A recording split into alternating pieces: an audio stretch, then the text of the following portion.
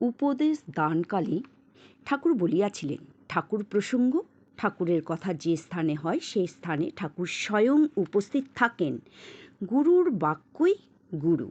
ঠাকুরের এই মহান বাণী আমাদের সুদৃঢ়ভাবে স্মরণ রাখা একান্ত কর্তব্য।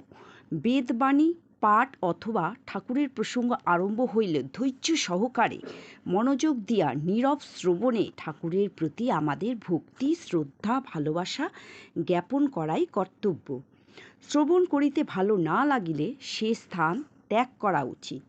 সে সময় বাজে কথায় ও আলাপে ঠাকুরের প্রতি অশ্রদ্ধা, অবজ্ঞা প্রদর্শন করা হয়, তাহা ঘোরতর অপরাধ। কৃষ্ণ রুষ্ট হলে গুরু রক্ষিবারে পারে, গুরু রুষ্ট হলে কেহ রক্ষিবারে নারে, ভুলিবেন না।